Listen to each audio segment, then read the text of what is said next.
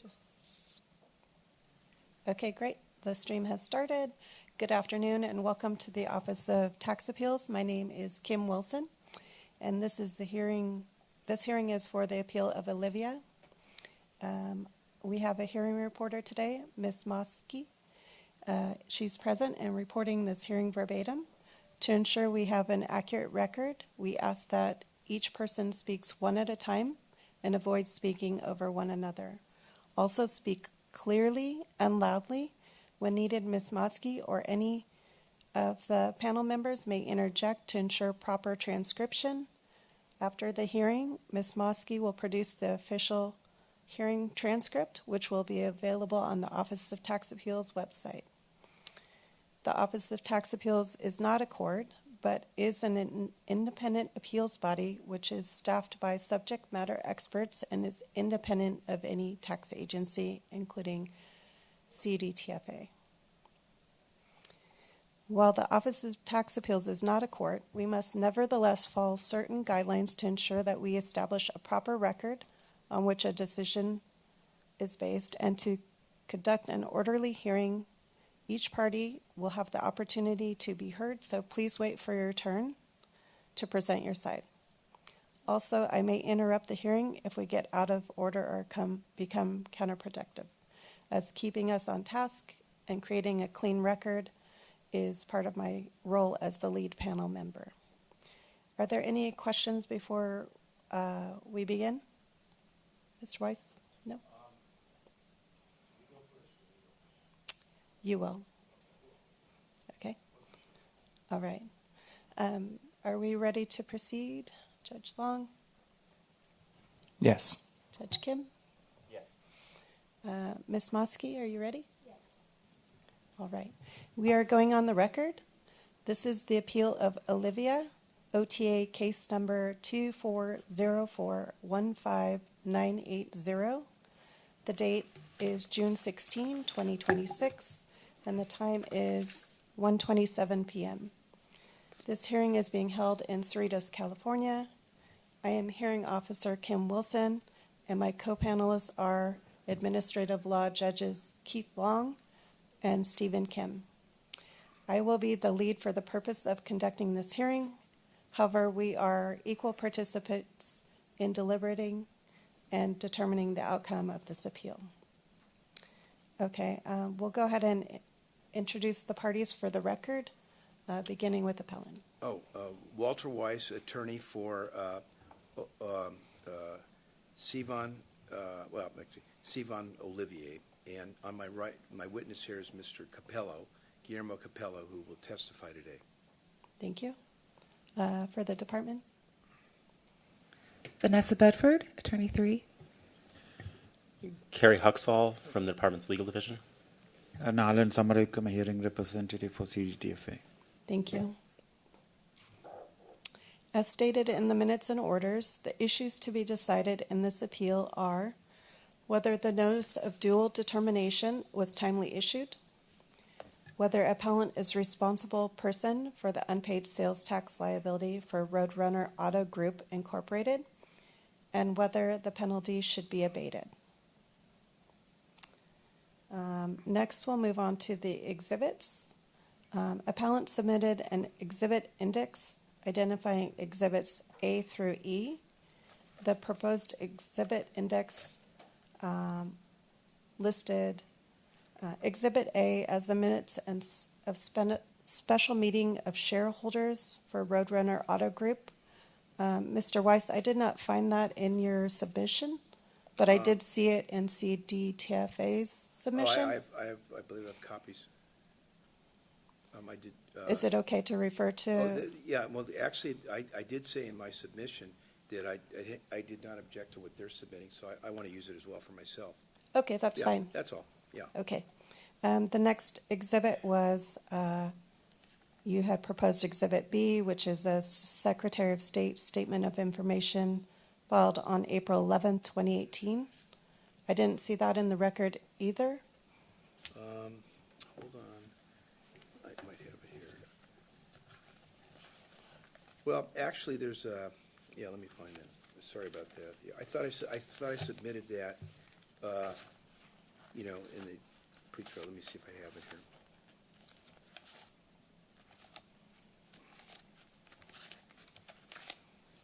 Give me 1 second. Yeah, here it is. Here's a copy of it.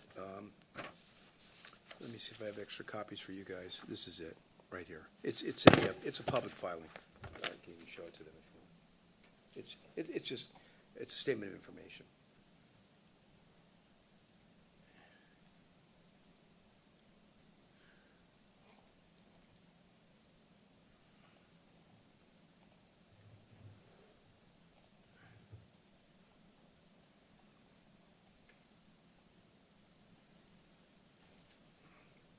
I think I have more copies, you know.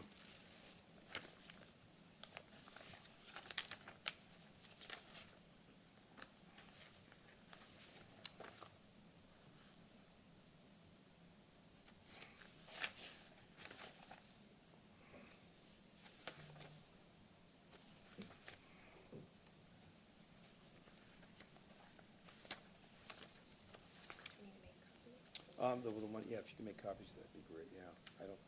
You know, there's another one filed October 31st, so I think I got them, they look the same, so I might have got it confused. If you can run a couple copies, that'd be great. Like, how many copies is? Is it the same document as? No, it's different. There's two statement of there's actually three of them. One of them's dated April 11th, 2018. One's October 31st. I think that's their exhibit, 2018. And there's another one I submitted later on. I think it's in April 2019. But you know, if you need, I'm happy to. If we get copies, it'd be okay. It lists Sivan Olivia as CEO, Uri Cohn as secretary, Uri Cohn as CFO. So, yeah, you want to take a look? Yeah. Yeah, I mean, I probably, my apology, I might have got it confused with another. Okay. I did, in the minutes and orders, ask for you to provide the documentation and to relabel your exhibits numerically. Okay, so that, yeah, you did, and I haven't done a very good job of that, so I could do it right now.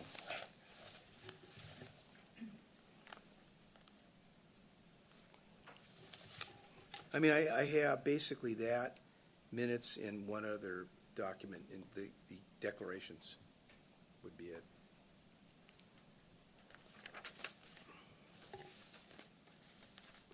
Let me mark them. So I will mark there's the special minutes, like A, B, C, D, like that. I mean, as I introduce it, I could label it A. Well, you'll need to label them numerically. Oh, numerically, yeah. Okay. Yeah. So, okay, so I'll call it 1, 2. Give me 1 second. 3.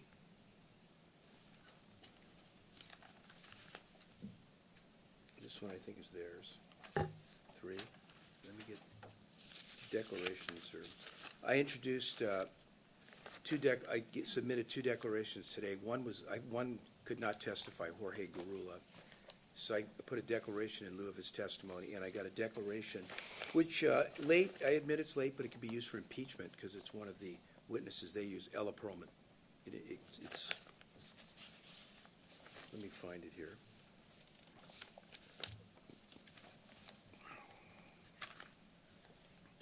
And we were provided copies of both the declarations. Yes.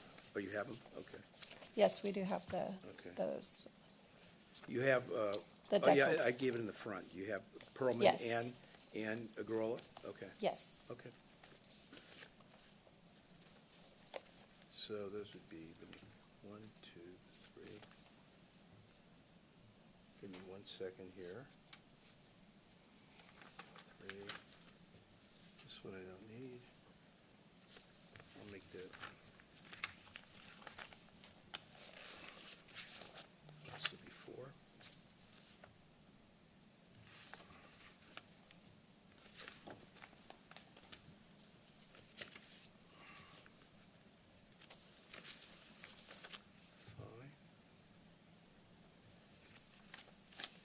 And 6. So actually I have 6. Counting those.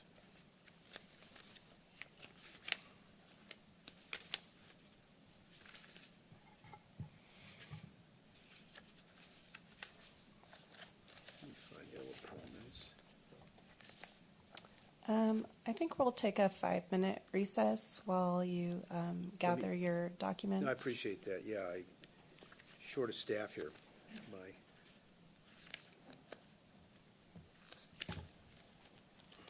I think I'm going to have 6 exhibits, actually, yeah. Okay, so we'll go off the record and come back in 5 minutes. And just a reminder to turn off your microphones while you're Okay, let me find on the recess. Promens.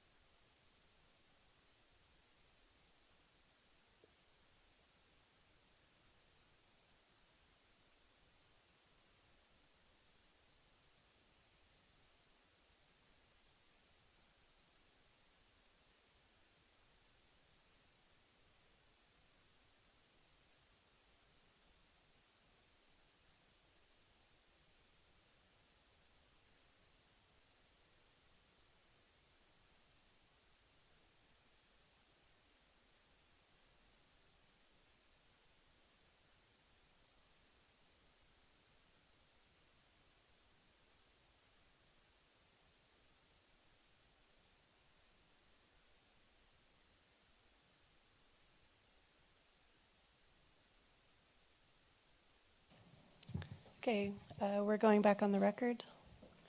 Mr. Weiss, did you get your exhibits sorted? I'm gonna have 6 exhibits. One of them's probably not that, well, should I go through and identify for you? Yes.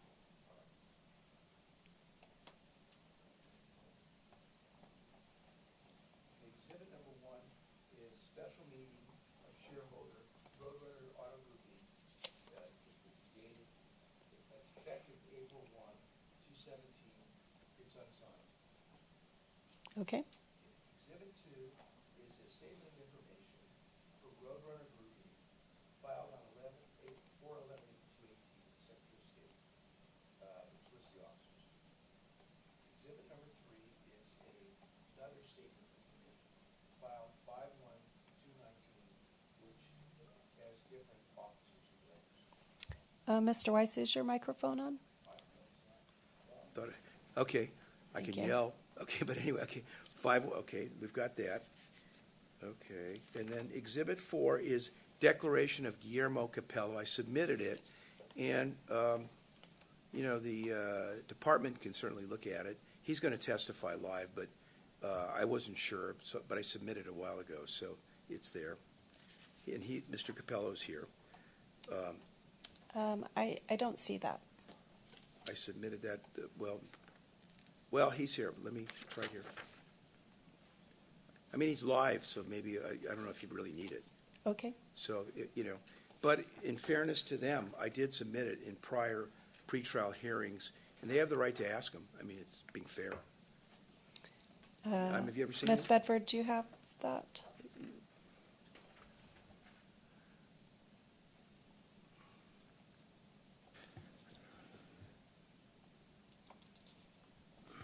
I don't believe I've seen this, but I did submit it. We've had a couple of these continued, so I previously submitted. But if you want to get a copy, that's fine. I mean, Yeah, I don't have that either. I don't think it was actually Oh. submitted. Okay. All right. Well, if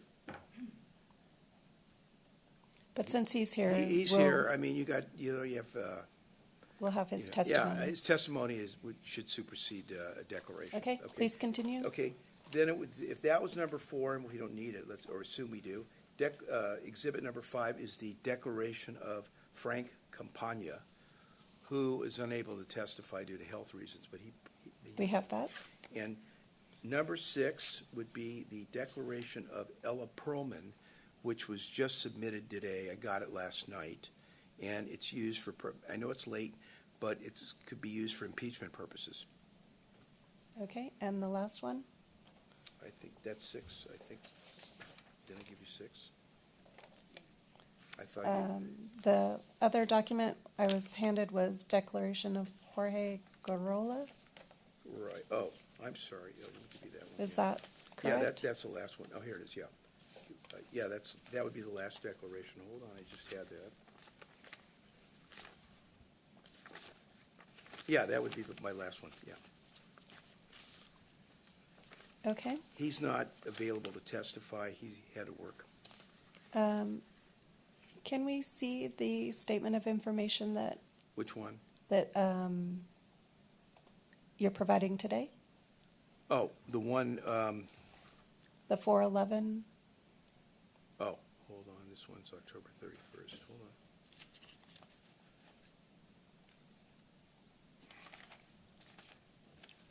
Wait a sec. This one is, hold on.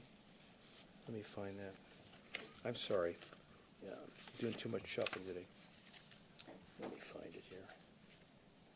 Yeah, this is 19, 18. We just had it here.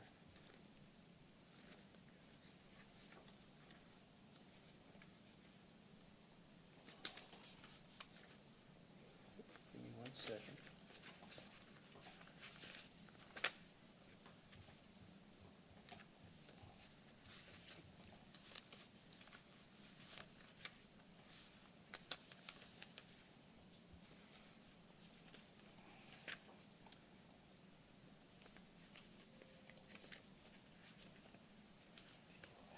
Well,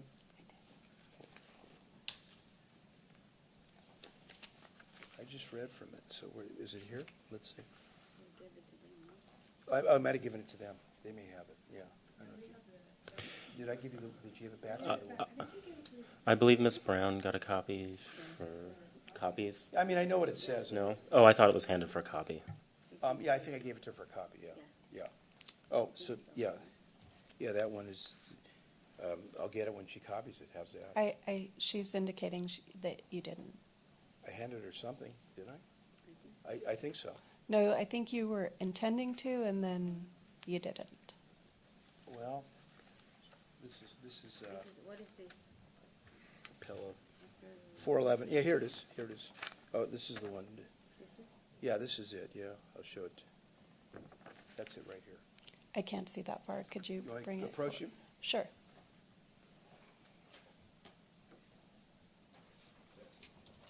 Thank you.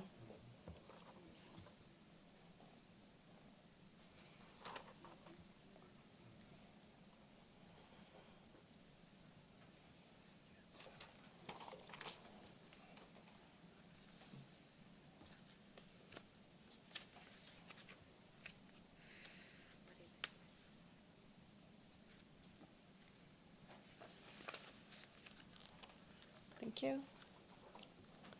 Oh, should I get it back? Take it back? Or you want to keep it there? Yeah.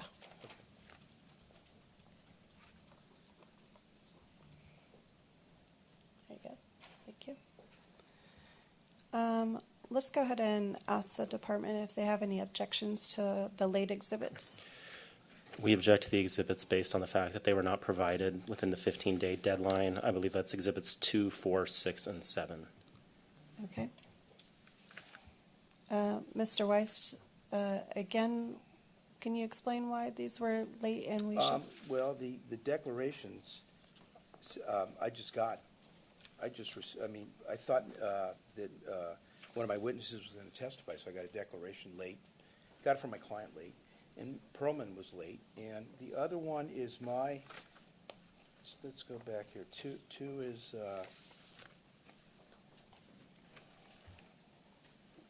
let's see. I thought I provided the one April 11th, but if not, I can, that would be my mistake. My office's error, and I don't think she should be penalized. And I think those are public record. There's no surprise there. I don't recall Ms. Perlman being on your list of witnesses. She wasn't. She's their witness. She was quoted in their papers. Okay. And then So I she wasn't able to provide this before the deadline? Unfortunately, first time I guess we tried to reach her. We reached her yesterday. I mean, it's been a little bit tough, and she provided it to me last night. So I submitted a declaration, and I think, in fairness, impeachment can be used at any time in any courtroom. Maybe you have different rules, but clearly that I would not have used Ms. Perlman if they were not named in their position papers. Okay. I don't think we're going to allow that Why not? for timeliness, and then I don't know that the department is going to address her directly. Well, if they remove her name from any of their positions papers, that's fine. But if they refer to her, I certainly believe I have the right to bring that in. Okay. Well, this appeal has been lasting a few years, so you were given a few deadlines to provide the information.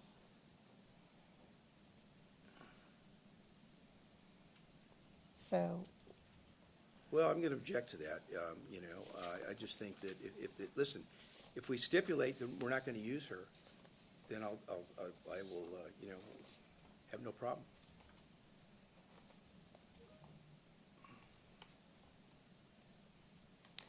okay. We'll go ahead and allow Mr. Garola's declaration since he was indicated as a witness. And we'll just give it the appropriate weight. I also I have objections to any of their people that are not here as well as hearsay. I objected to in my papers. Lack of foundation in hearsay on their, well, we can go through theirs, but I've objected to theirs too.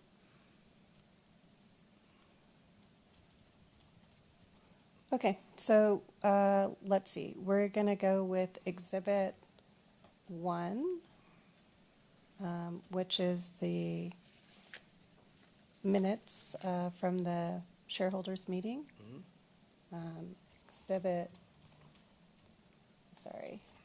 We'll go with Exhibit, I'm sorry, I forgot what exhibit number, but it's the Declaration of Frank Campagna. What was that exhibit number that you? I had it at 5, but he's here, so Frank Campagna, I had it at 5. Okay. Exhibit 5 will be admitted. Declaration of Jorge Garola. That was exhibit number 6? 6. We also have the Secretary of State Statement of Information for May 1st, 2019. Oh. That will be Exhibit 2, I believe. May 1st. I have one, there's another one. I have one April 11th to May 1st, 2019? Is that what you said? Yes. Yeah, okay. Here, yeah, that's Exhibit 3. Right.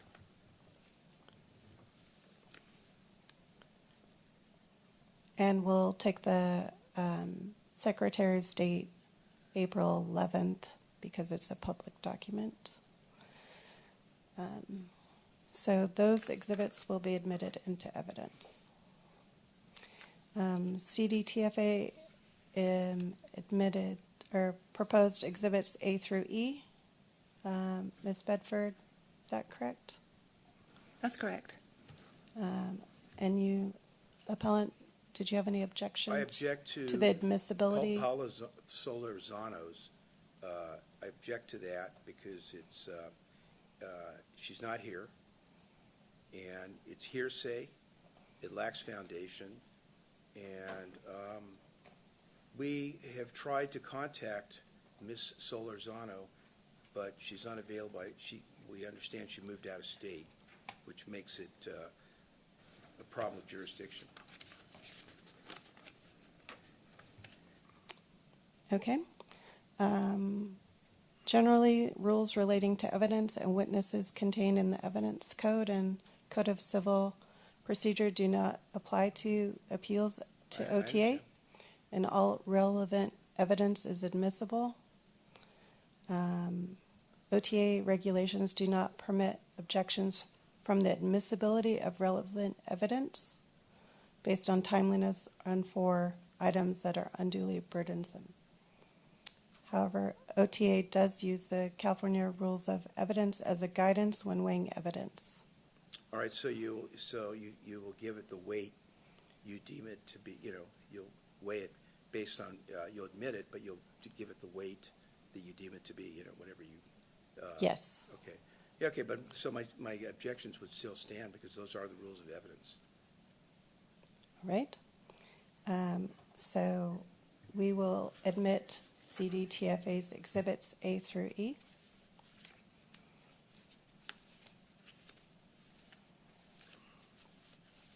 Next, we'll go over witnesses. Okay. Let me call. We're not ready Oh, I'm sorry. for that I'm yet. sorry. I'm sorry. I'll just go over Okay. them. You had indicated 4 witnesses, but I see you only have 2 today. Yes. And that is Ms. Could you pronounce your name again? My name? Yes. Sivan Wiseman Olivia. Thank you. And your other witness was Mr. Capello. Mr. Capello. Guillermo Capello. All right. Since you are having less witnesses, would you like to revise your time estimate? I think so. I mean, I would probably cut it I think I probably asked for too much time, to be honest. And, but with 4 witnesses, you never know, but particularly with cross. Probably I would cut, I think I used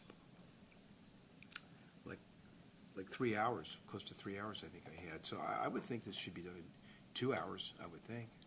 It depends upon, my case isn't going to be that long, but it depends upon cross and, what Okay, let's just focus on your presentation. How much probably time? 2 hours. 2 hours? Yeah. Okay. And we're already 30 minutes in.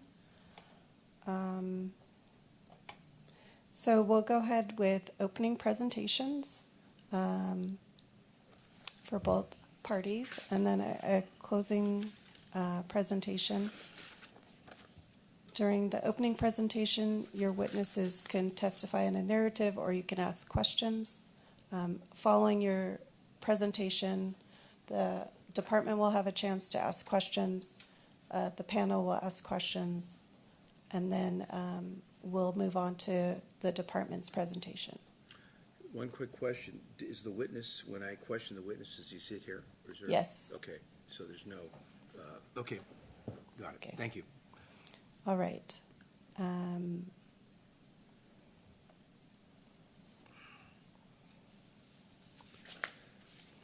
Okay, so Ms. Wiseman Olivier, please raise your right hand. Do you swear or affirm that you will tell the truth, the whole truth, and nothing but the truth? Yes. And Mr. Capello, Yes. please raise your right hand. Do you swear or affirm you will tell the truth, the whole truth, and nothing but the truth? Yes, I do. Thank you. All right. Mr. Weiss, please proceed when you're ready. All right. I'll call Mr. Capello first. Well, don't we do our opening argument first? However you would like to Well, proceed. Let me go with my opening argument. I did submit a brief, and much of what I'm going to say is in the brief. So I'll try to make it as brief We as have I read your brief. If Yeah. you want to Yeah, let me- hit highlights, that would be I think that's what I'd like to do. Okay. for efficiency of Yeah, time. no, I hear you.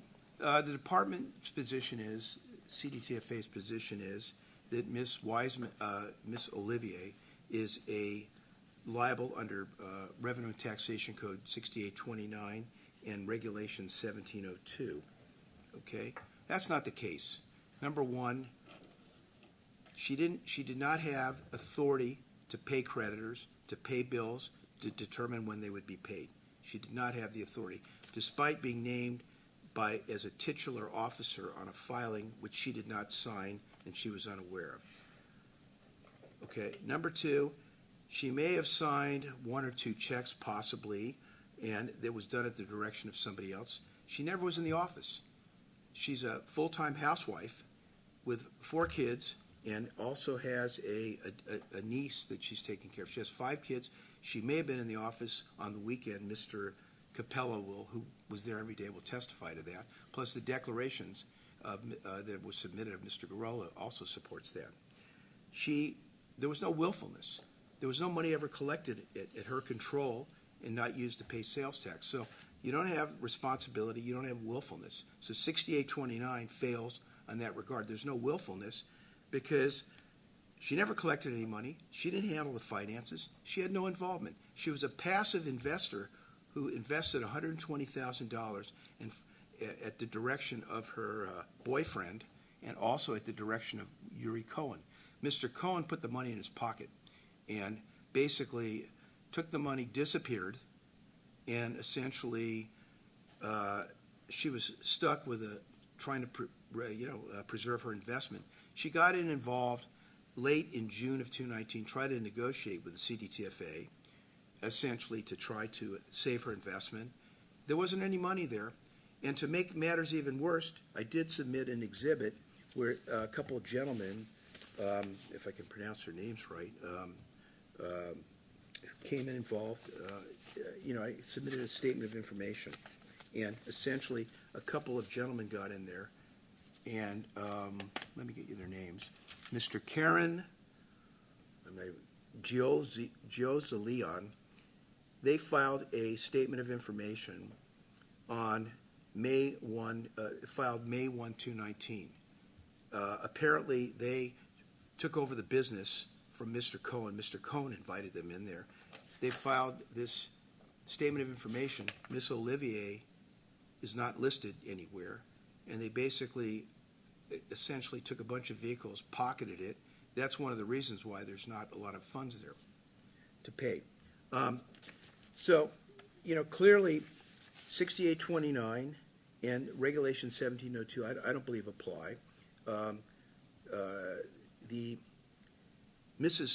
main piece of evidence the department has is a questionnaire signed by Paola Solorzano. Well, Mr. Solorzano's not here. She didn't return phone calls. And I believe she signed that thing and tried to deflect her responsibility onto Miss Olivier. The signatures on the checks were signed by Miss Solorzano, not by Miss Wiseman. Or Olivia, I'm sorry. And so I think that there's a bias in there, and obviously she, nowhere to be found. So I think her questionnaire is biased because she basically worked for Mr. Uri Cohen, who ran the business. Mr. Cohen had the dealer's license, and in order to run this business, it was a used car auto dealer. You got to have a dealer's license. The dealer's license was in Mr. Cohen. He took the money from Miss Olivier, kept the dealer's license. These other people got involved, and Miss Solorzano answered directly to Mr. Cohen, and so a lot of people ran away, and they stuck this lady with the responsibility of the payroll taxes.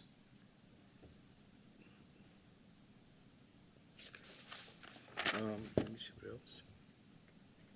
We've told you who our witnesses are going to be, and I believe, based upon the evidence we're going to provide today and the declarations, I don't believe Miss Olivier should be held personally liable for these debts under 6829.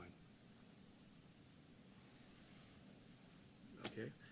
Mr. Capello, you ready to? I want to call my first witness, Mr. Guillermo Capello, and let me get ready for you. Okay. Mr. Capello, what is your full name? Guillermo Jorge Capello, Okay. And what is your occupation? a general sales manager in that time. At that time, can you tell me what you mean by that time? Since 2016 to 2019, beginning of the 19. Okay, you worked for Roadrunner as the sales manager between year 2016 Yeah. and 2019. Yes, When did you leave the business? When And did the- you terminate your employment? beginning of the 19, I guess. I can remember June. I don't know. I can't remember exactly the month. Besides being the sales manager, did you have any other duties?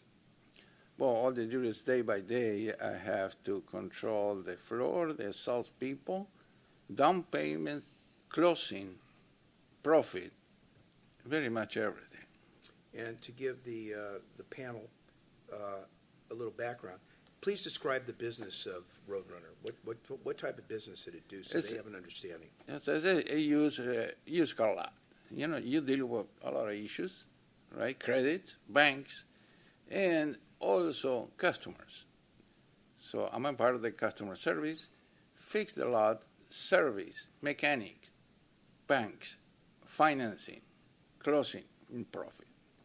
This is day by day you have to sell amount the cars to cover, right, expenses. It's a dealership has a big expenses, large expenses, right? So sometimes you break even, sometimes you make, right? But no ways is a guarantee you can success in the business. Okay, and who was in charge of the company's finances during the time period you were employed with Roadrunner? Okay, all the business, I had to turn it into the business office, like any other dealership does, right? Down payment, cash, checks, whatever I collect on weekends, I had to drop off in the safety box in the business office. The manager in the business office was Paola Solosano, right? So I deal straight with her. She pay me, she payroll, she pays salespeople, bonus, commissions. She does everything. And who did Paola Solorzano answer to? Yuri, Yuri who? Yuri, can you Yuri give me the full- Cohen. And who was Yuri Cohen? For me was the owner. Okay. And who else was involved in running the dealership? Oh, we have financing, George Gorola, salespeople, Jimmy Ayala, another salesperson is Betty Macario, and some other people that come in and go, right? This is basically the staff.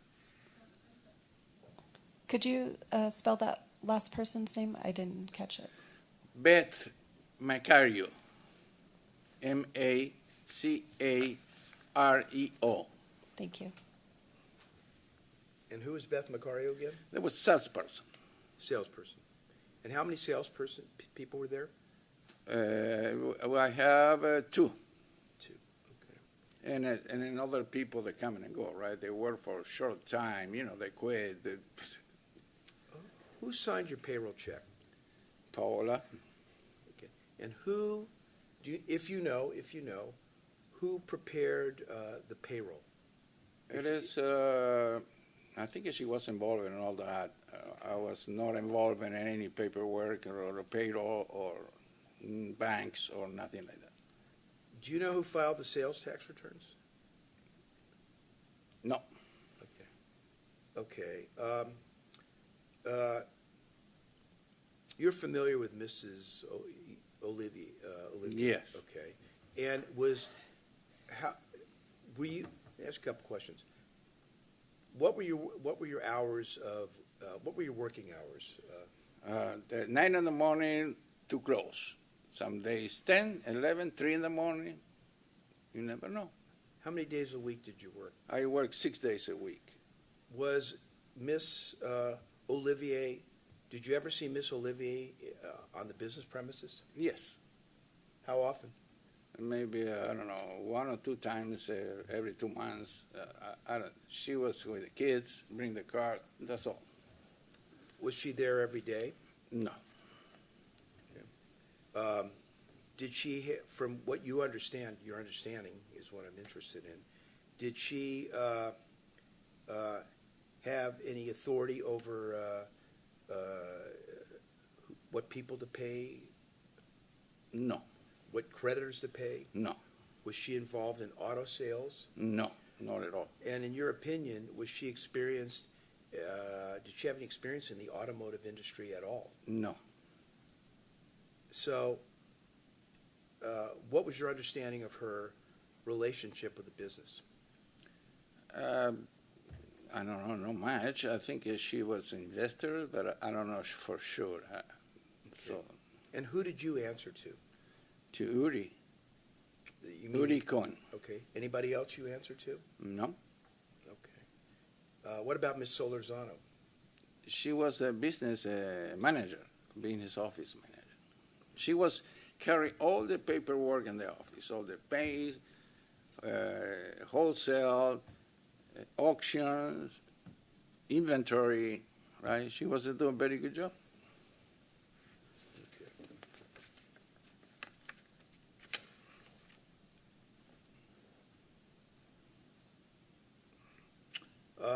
Who was Asher Peretz? Asher Perez, he was there helping them to buy the cars, and also he has an office back there, but there's not much. What do you mean he has an office back there? Tell me, what do you mean by that? I think he has a business, like a construction business. And who was Mr. Frank Campagno? It's consulting? Okay. Was he involved in the running the business? No. Okay. And do you know who Ella Perlman is? I think she was a bookkeeper or something. Okay, I never has any contact with her. okay. Explain to the OTA, the panel, how does the dealership work? Do you have to have does it have to be licensed? Of course, you have to have a wholesale license and dealer license, And because if not, you can run the business. And Wholesale license to buy the cars, right, in the auction, and sell, and that dealer license to operate the business day by day. And from your knowledge, doesn't so if somebody who does not have a dealer's license cannot run the business, is that correct? That's correct. Okay, and who had the auction license? Is there how many Yuri license- Cohen Can you explain to me how many, there's an auction license? and a dealer license. Okay. Who had the auction license? Yeah, so Yuri Cohen. Okay, and who had the dealer's license? Yuri Cohen. Were you aware of any license in the name of Miss Olivier? No. And how many years have you been in the automotive industry? 25, 27 years. And who did you work for prior to Roadrunner? Nissan, Lexus, Infiniti, BMW, and used car lot. Okay, did you work for any other used car lots besides Roadrunner? Yes. And same issues on those used car lots? Same issues. I mean, it's a change by the amount the car you have on the lot. Okay. When did you see, when was Miss Olivier in the business? What times, if you can remember? No, there's not a time, man. I can't tell you that because maybe she'll show up on Sunday with the kids, right? That's it. It's no. Was she ever there alone? No. With So- the kids, I mean. So to clarify, the only time you saw her in the business premises, which was, I believe, on Sherman Way, Yeah. correct? Sherman Way in, I believe, Van Nuys? Yeah. Okay. The only time It's you a ever, Canoga Park. So. okay, the only time you ever saw her on the business premises, which is a used car lot, was when she was there with her children. Yeah. Did she have an office there? No. No, I have no further questions of this witness. Okay, you can proceed with your next witness. Oh, okay. They don't. Okay, they don't have they don't have the right to ask him witnesses. Yes, they Oh, will, they do it- once we do you're it at the end? finished with your presentation. Oh, is that how we do it? Okay. Yes. I wasn't sure. Okay. Okay. All right. Let me call my Miss Wiseman. Give me one. Give me 1 second.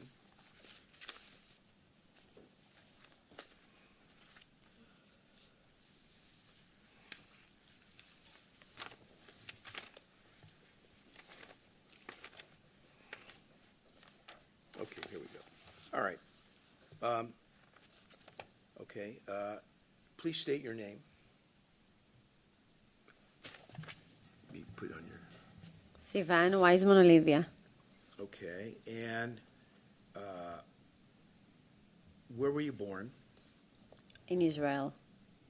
Okay, and what is your education? I finished high school in Israel, and then I went to the army, and then I came here to United States. And how many years have you been in the United States? How many years? 18 years. Okay, and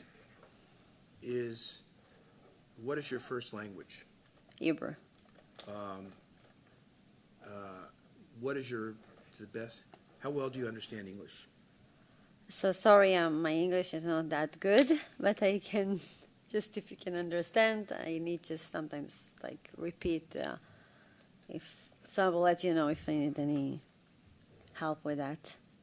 Yeah, so I want to call it, your English is she's, we might have to go a little slow with her. Yeah, So she please. makes sure she understands the questions. And please, if you do not understand the question of myself and the department, please do not answer it, have it repeated to make sure you understand the question, because the question, if you don't understand it, isn't good for anybody. So try to do the best you can. Okay.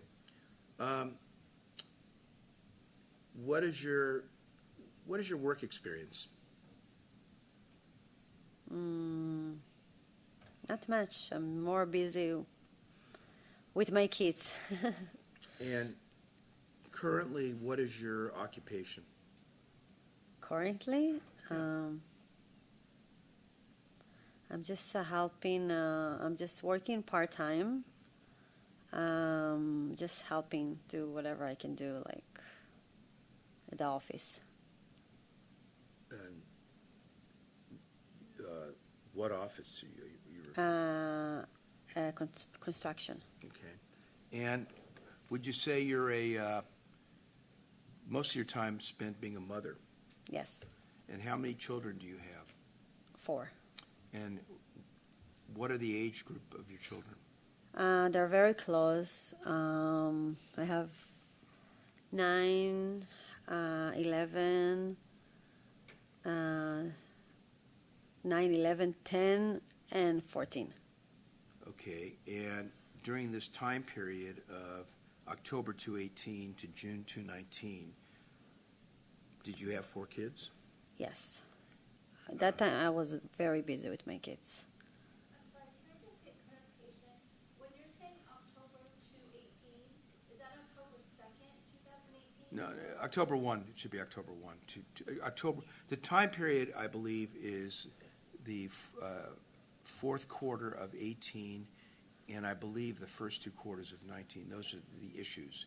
So, You said 2018, you were referring to 2018. I'm sorry. I abbreviated. My apologies. Okay. And during the time period of October 1, 2018 to June 1, 2019, what was your occupation? I wasn't, not like I didn't do anything there, or I wasn't there And what do you mean by there? at the dealer. I wasn't there at that time. And how often did you go to the dealership? Once in a month, maybe, even not that. Okay. And how did you become involved with Roadrunner Group Inc.? At that time, Yuri Cohen and my boyfriend, they told me that it's a good investment, that I can put my money there and make some income. And I trusted them, and I thought it's going to be a good opportunity for me, and they just misled me, and I didn't know even what I was going into. And how much money did you invest? 120. $120 or what? No, 100,020. Do you mean $120,000. $120,000? Yes. Is that what you mean? Yes. Okay. And can I show the witness an exhibit to Exhibit 1?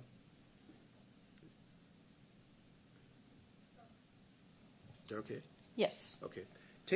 Why don't you take a minute and read Exhibit 1, and I'll ask you a couple questions about it.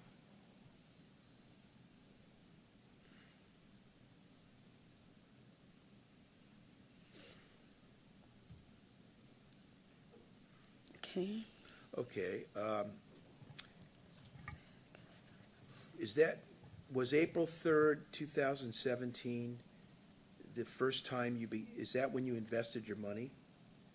Yes. Okay. And Can I just stop you for a minute? Yeah. Exhibit 1, just so everybody's on the same page, is the shareholder meeting minutes. minutes of special meeting of shareholders, Roadrunner Group Inc. Yes. dated. All right, thank you. Please continue. Well, Sure. not, okay. Have you ever seen this document prior to this, this case? Have you seen this before? I don't remember. Okay. And who prepared this? If you know. Maybe Frank. I don't know. Well, I okay. really don't know who did it. Okay. Yuri, probably. Yuri. Okay, and, Oh, Yuri, because yeah, that's the time that he put me on the sharing that I can just make sure that my money is there. okay. And what did Yuri tell you about the business? Not much. He knows the business because he has experience so many years, and that I can make money of it. Okay. And did you invest any further money in this business? What do you mean? Sorry, can you repeat? What do I mean? Did you, okay, you testified that you invested $120,000. Yes. Did you invest any other additional sums of money besides the $120,000? No. Okay. And did you ultimately become 100% owner of the company? Yes. Okay. I think so. Did you pay for did Uri ask you for money for the other 20%? No.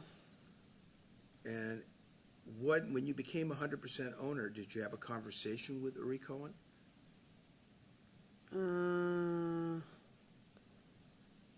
Not much. Back then, I was trying to see what's going on. He didn't answer my question. He disappeared, and that's it. Okay. And do you have any background in the automotive industry? No, nothing. So you invested money just on the word of Uri Cohen Yes, and on the word of your boyfriend? yes. I trusted them. I thought they know what they know what they are doing, but I guess they didn't. Did they tell you why they needed the money? Just to run the business. That's what I understand. Okay. And after you invested in the business, what was your involvement in the business? After what? Okay, let me just try to make it easy. After you invested the money, according to this, on April 2017, after you invested the money, were you involved at all in running the business? No, nothing. Okay. And how often did you go see the business and check on your investment? Maybe every month, something like that. Maybe twice a month, just to come see. Did you meet with anybody when you came to the business? No. Did you speak to anybody about the business? Here and there, I just was talking to Paola and Yuri and the salespeople there, everyone that was working there, yeah. Do you know? But Okay. I didn't know nothing about what's going on, just Sai and And who handled the auto sales of the business? Sales of auto. Who handled the sales? the sales, the gentleman here. Okay. And who, to your knowledge, handled the payroll? Paola Solesano. And who paid the bills? Paola. And who made the determination when the bills were to be paid? Paola Solesano. Did she win? Okay. And she determined also how much the bills were to be paid? No, nothing. I didn't know anything about No, it. no, that's not my question. My question is, did Paula Solorzano determine how much each creditor should be paid? No. She didn't? If she told me, you mean? No, I'm trying to. No, sorry. I don't think you understand. My Okay. question is, well, let me say it another way. I'll try it another way so we can get it out. Did you ever make any decisions on what creditors to be paid? No, Did you sign checks? no. You never signed any checks? Maybe one or two, something that she told me to that need to be signed, but nothing that, no, I didn't. And prior to, didn't I show you, I believe, I'm not sure what exhibit number they are, but didn't you, I believe they might be, I believe checks are exhibits. I'm not sure if they are or they're not, but did you, weren't there checks? Did you review any Roadrunner auto checks prior No. to? Review? Did I show you, prior to this hearing today, did I show you Roadrunner auto checks? No. Okay. So you've never reviewed any bank statements? No. Okay. And do you know where the bank statements were even mailed to? Mail to? Yeah, where were they mailed, the bank statements? Take to the business, maybe? Okay. And let me show you exhibit number, I believe, 3. No, before I do that, let me show you exhibit number 2. Okay, I'll place it in front of the witness. I believe it's a let me identify it. It's a statement of information, okay? Have you seen this before?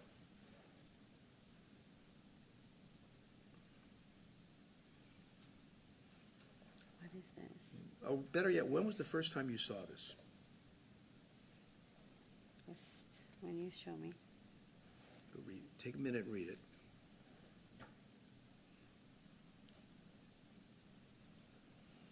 This is the sharing? Like, What do you speak? You must speak a little. You speak in the microphone. okay. Are you familiar with this document? No. Do you know who filed this document? No. Well, it lists. I think Yuri. Okay. Did Yuri show you this document before he filed it? No. Did you sign this document?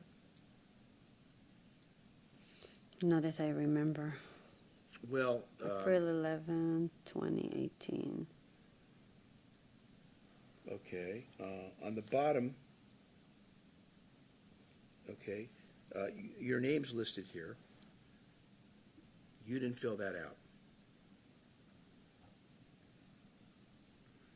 No. And let's go to exhibit number 3, which is entitled Statement of Information, Secretary of State Statement of Information. Take a minute and read that document.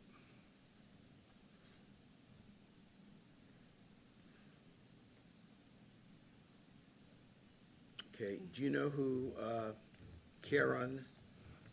I saw, from what I understand, that it was like a few Armenian guy that came to the business and took over. That's when I was trying to understand from Yuri what's going on. And they just took the business and they was selling the cars and so I guess they took me out of it and everyone else. And he told me they're just taking over. Well, what? Did Uri bring these people in? Yes, he did. Did you know any of these people? No, Were you concerned about your investment? of course. Yes. And what did these people do? These They- Mr. Hold on one second, Mr. Giozolian. I guess Mr. Giozolian is Karen Giozolian. I believe that's a man. Yeah. They sold the cars there and they took the money. They sold the cars on the car lot, Yes, they did. and did they pay the money to the business? No. So you're saying to me, you're testifying that they actually stole the money. Yeah, that's what I understand, yes. What happened to them? I have no idea. Did you Okay, that's there. Let me see. Let me see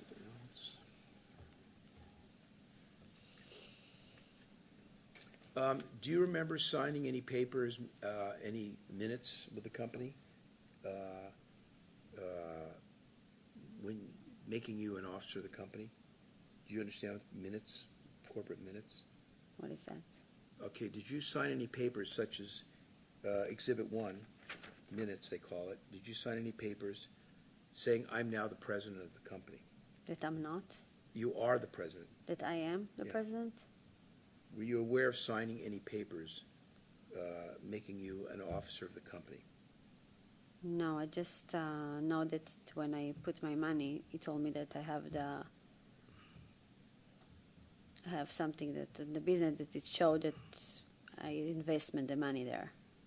Okay. Did you have meetings with Mr. Cohen? No, Did you have any meetings with other people of the business so they can explain to you how the business was doing? no. Okay.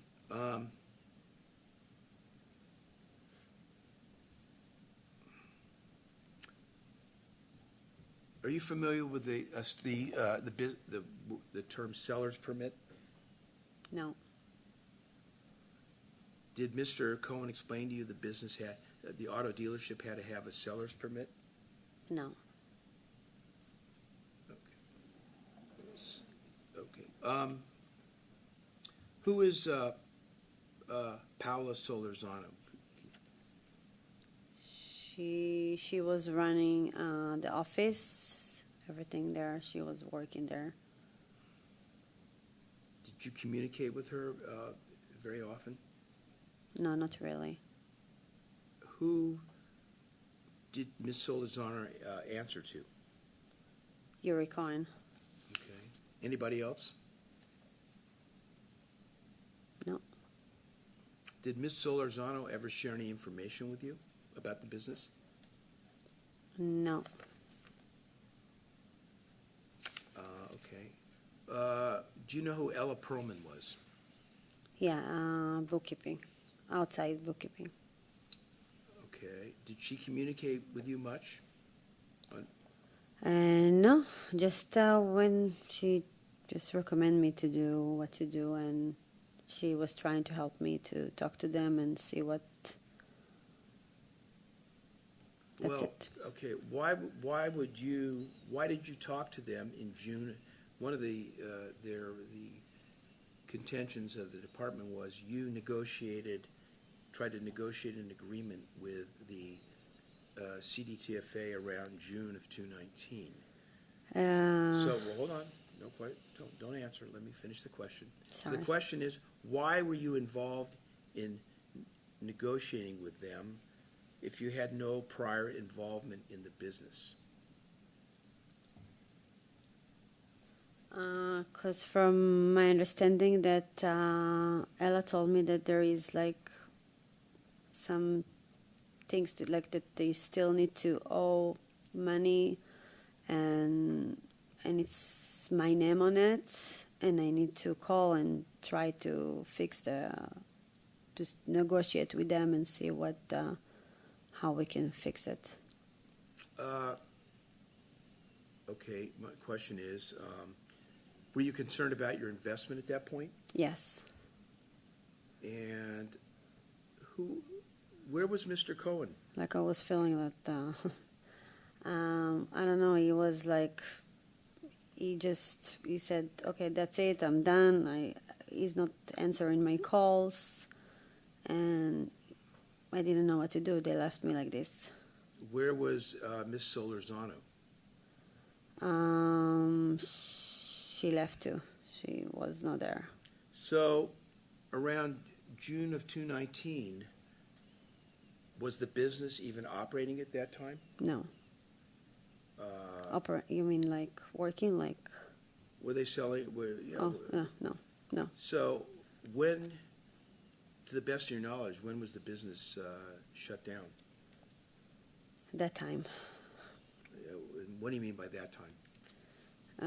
Something beginning of 2019, Beginning of 2019? like May, June, something like that. Yeah, middle. Okay. Did you ever sign any employees' payroll checks? No, never. Okay. Did you ever file any, did you direct anybody to file any sales tax returns? No, Did you ever receive any distributions for the from the company for the $120,000 as a return on the $120,000 you invested? if I got return of the Let me- money, let like me- they gave Do you me. understand my question? No, All right, let me rephrase it. You invested $120,000, correct? yes, Did you ever receive any money back or any profit or any return of the $120,000 you invested? no, Did you have a salary with the company? yes. What was your salary? I don't remember. It was not much. And who paid you the salary? Paola, And who determined what the salary should be? Yuri. Okay. Let me just check.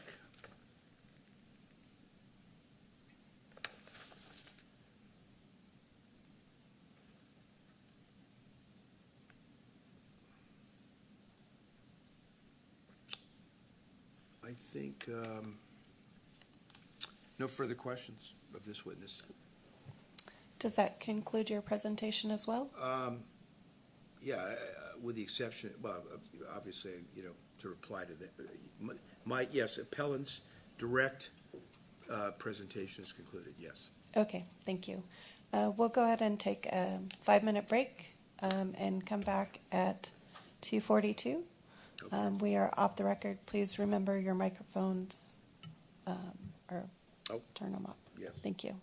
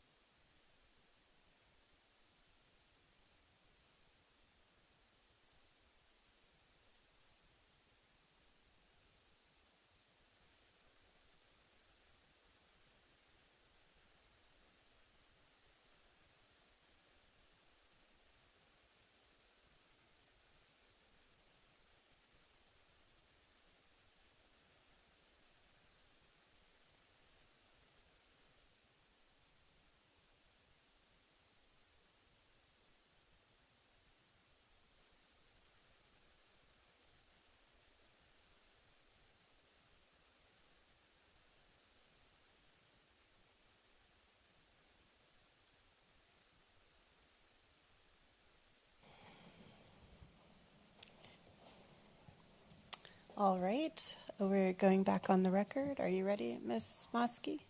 Yes. Thank you. Okay, we'll go over to the department and see if they have any questions for the witnesses. No, we don't have any questions. Okay, thank you.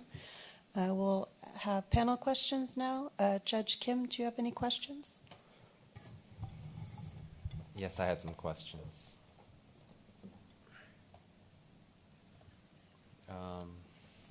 Miss Olivia, or is it Miss Wiseman Olivia or Miss Olivia? I changed my name now to Wiseman, so. Okay. But I used to be Olivia, yeah. So. What do you like to be? Whatever you want, it's fine. Okay, Miss Wiseman. Thank you. So you testified that after you became, after Yuri transferred the remaining 20% of the shares, that he disappeared. Is that what you said? What do you say? You said after Yuri transferred the remaining 20% of his shares, so you got 100% of the shares, that he disappeared. I just want to understand what you were saying. At that time, that everything was like that. They starting like. I was tired. I was trying to see what's going on. How can I get my money back, my investment? Like what's going on? Mm-hmm. Then all those Armenian and all that. So I was trying to reach to try to see how to solve it, and he was like not really answering my calls and talk to me.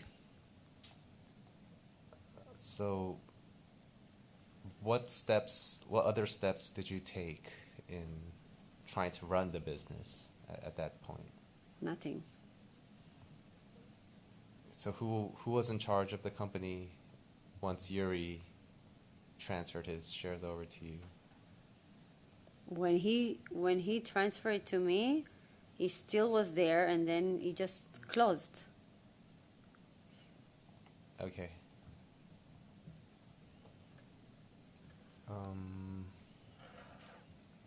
So earlier, I don't remember if it was Mr. Weiss who said it or someone said that around June of 2019 you tried to make it right, and then later on you signed this payment plan with CDTFA. When did you realize that there was tax liability, unpaid tax liability? You asking me? Yeah.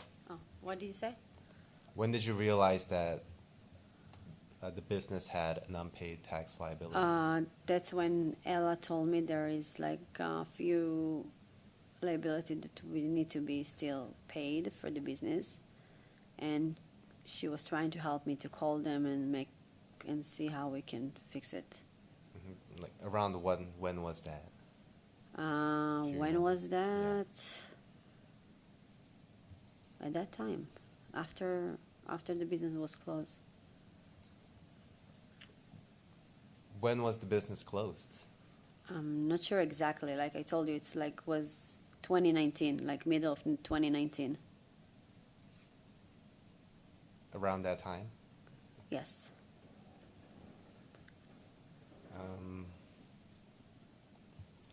Okay, so why did the business continue to make sales after then, into 2021, through 2021, I believe? I don't And anyone, Mr. Weiss, you can answer too, if anyone can answer, Mr. Pello. Well, I think I don't think they were making sales. I think there was an issue of They said something, they said the Well, they said that they couldn't sell the car. There was a problem in getting the title or something, and the title was delayed. And that's my understanding. Maybe, Mr. Capello would. He knows, I don't know the industry, but that sounded like there was some problem getting the title. And when they got the title, When you buy the car on auction, right? You floor in the car. You don't pay cash for the car. You floor in, right?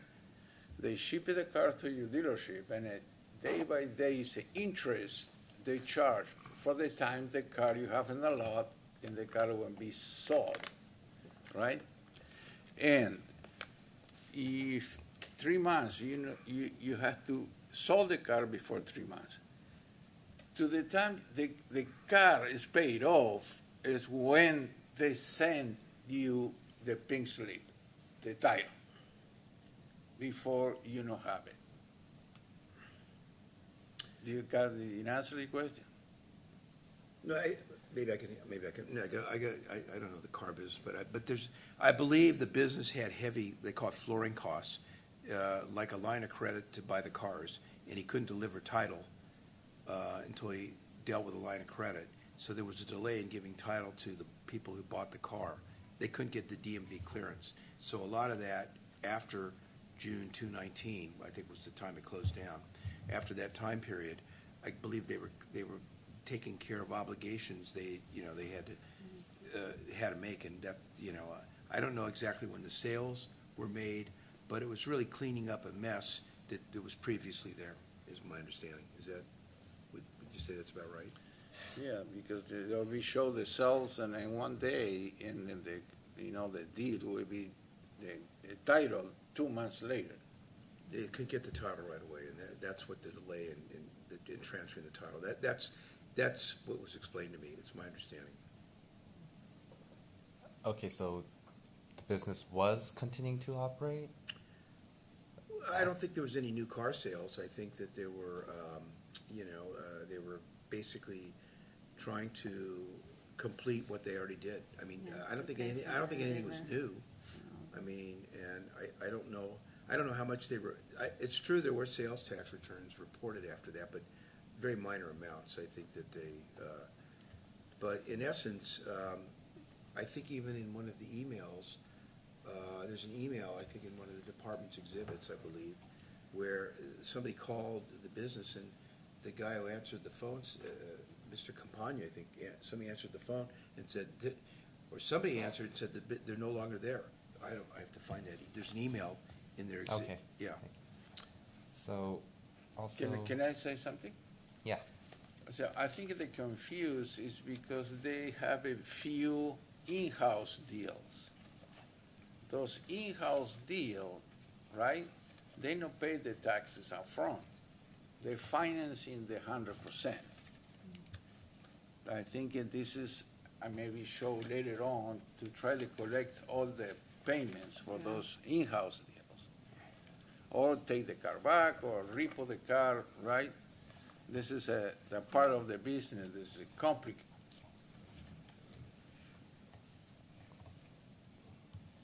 Okay.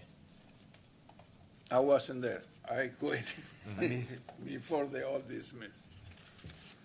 So when would you submit a report of sale to the DMV? When, at the time you made the sale, right? No, they take more time. If you sell the car at night, you cannot report it. So Right. you would report it when would you report the sale then? When after, maybe a month later. Months or years after you make the sale? Yeah. Because you have to collect down payment, you have to collect, sometimes they don't put up front, right? I think, is the word delivery, the delivery, you couldn't, the word delivery, you can buy the car, but they don't deliver it sometimes until a time period later. I mean, I know, for example, if you want to buy like a Tesla, you got to place your order and you get the car 4 months later. Yeah, I think it's something like that. I think You have that's to what- send all the paperwork to the DMV to transfer the ownership. Yeah. That's it, take your time.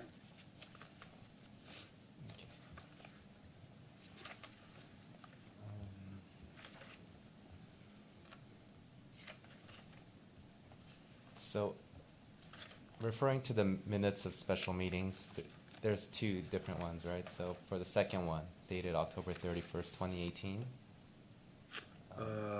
Yeah, I know which one you're referring to. Where it says 100% equity interest held by Sivan Olivia. Yeah, let me pull that exhibit, yeah. So at that time, Ms. Wiseman, was it your understanding that you were the 100% owner of the business? If I understand that? Like, to your understanding, like, did you? Yeah, I thought it's just keeping my investment there, but I didn't know what is other mean about it. But you're saying that other people, And there Or is acting other on- people came. they were acting on behalf of the corporation, even though it was at that time your They corporation? just took me out. I don't know how. And did you take any kind of steps to run the business at all, or No, try to figure out what No. was going on? I was trying, but Okay, thank you. One point, Mr. Kim, Judge Kim, one point of clarification. There's a text that I was referring to. It was 7/10/219, and it says a field call was made to the business location, 21024 Sherman Way, Canoga Park, and all the signs for Roadrunner were gone, and I believe this is the department's exhibit. There were a few signs that stated Auto Nation, so there wasn't any cars on the lot as of that time. That's maybe a month later. And the person they spoke to was a salesperson with Auto Nation. They spoke with Ernesto, looks like Emilio or Ernesto, I'm not sure. And they were gone at that point. So that, I believe this was submitted, I got that from the department, a text. I don't know who it's not, I don't know whose text it Okay. is. It's not identified by a name of a person, but that's in their paperwork, yeah. Okay, thank you. I don't have any more questions at this time. Thank you. Judge Long, do you have questions for the witness? This is Judge Long. Yes, I have some questions. So first, Ms. Wiseman, I'm just trying to understand the timeline. So April 2017, you paid $120,000 for 80% of the business, correct? yes, And that was at the urging of Yuri and your boyfriend at the time? yes. And what was your relationship with Yuri in April 2017 before you invested? My relationship with him, friends, like just know him. Okay, friends. And then what was your boyfriend's relationship to the business? Him to the business. Yeah. He was helping Yuri. He was helping Yuri. Was he at any time an owner of the business? No, Was he an employee of the business then? no. Was he a corporate officer? What is corporate officer? CEO, chief financial officer, secretary, president? No. Okay. All right. And then, so you give them the money, and then in October 2018, the remaining portion of the business becomes yours. So you become 100% owner, correct? October what? 2018? 2018. Okay. Yes. Okay. And then at some point in there, Yuri disappears, right? No, he was there. He still was there. He's still there. Okay. Yes. But he filed the statement of information saying that you were the CEO. Yes. Yes. Okay. And then April 24th, 2019, according to the May 2nd, 2019 statement of information, Mr. Gazolian becomes the CEO of the business, according to that statement of information. Is that? You mean those? Yes. Yeah. Yes. Okay. But you still owned the business at that time.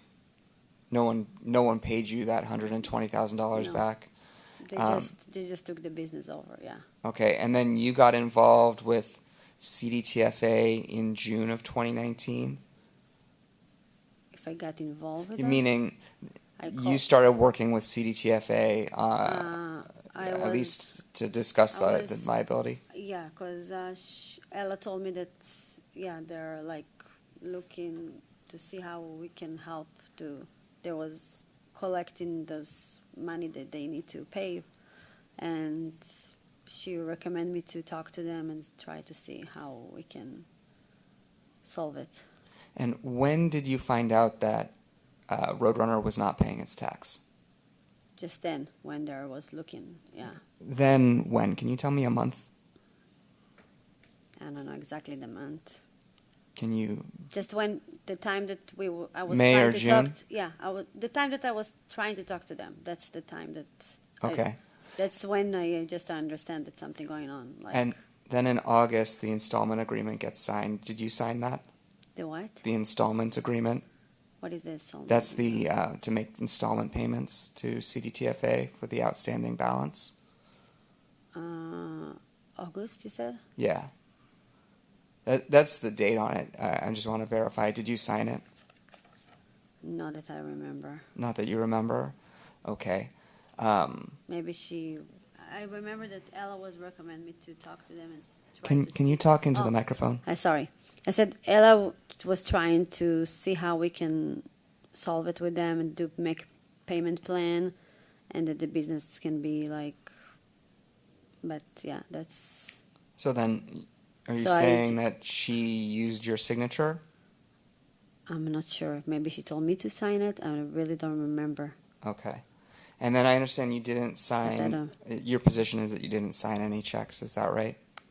Yeah, like I told you, maybe few times that Paola told me that need to sign about something, but not. Got you. But so then, I wasn't there, so most of the check for sure it's not. were you listed then as? You must have been listed on the bank account then as an authorized signer, Yes, correct? but I never signed it. I was like not there. And then you mentioned earlier that you had been compensated. Were you compensated? Sorry, that you were paid. You made wages, and it wasn't very much. Were you paid the entire time? Can you repeat it? I didn't So understand. did Roadrunner pay you from the time that you became an owner until? They paid me a salary, like just something small, but nothing more than that. Okay, thank you. And then I do have a question for Mr. Capello, a few questions for Mr. Capello. Mr. Capello, what was your position at Roadrunner again?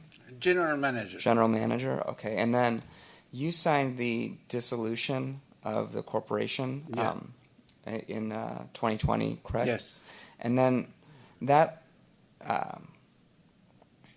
I'm looking at it right now, it states that the undersigned is the sole director or a majority of the directors now in office. Were you a director at the time that you signed that? I was a sales manager. You were the sales manager, okay. How did you come to sign this dissolution then? Because in that time, they asked for help, and I say, okay, I can help you this way. Who asked for help? The Yuri and, that's all. And I say, okay, I don't mind. I mean, but I didn't know at that time I got involved in that situation. So later on, we review and get out of that.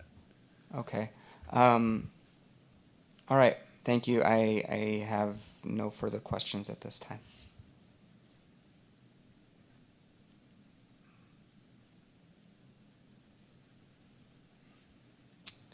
I'm going to hold my questions until the department makes their presentation.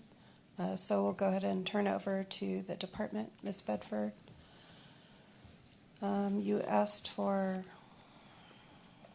20 minutes. Is that still accurate? Please proceed when you're ready. There are 3 issues in this appeal. The first is whether the notice of dual determination was timely issued. Revenue and Taxation Code Section 6829, Subdivision F, provides that a notice of deficiency determination must be served within 3 years after the last day of the calendar month following the quarterly period in which the department attains actual knowledge of the business's termination. While it is the department's position that Roadrunner Auto Group, Inc., Roadrunner, continued to make sales into the first quarter of 2021, those sales are not at issue in this appeal, and there is no dispute that Roadrunner's business terminated prior to the issuance of the dual determination to appellant. Appellant contends that the notice of dual determination was not timely. Even if the sales after the department's July 10, 2019 field visit are disregarded, the evidence shows that the earliest point at which the department obtained actual knowledge that Roadrunner ceased its business operations was on the July 10, 2019 field visit, Exhibit A at Exhibit 1.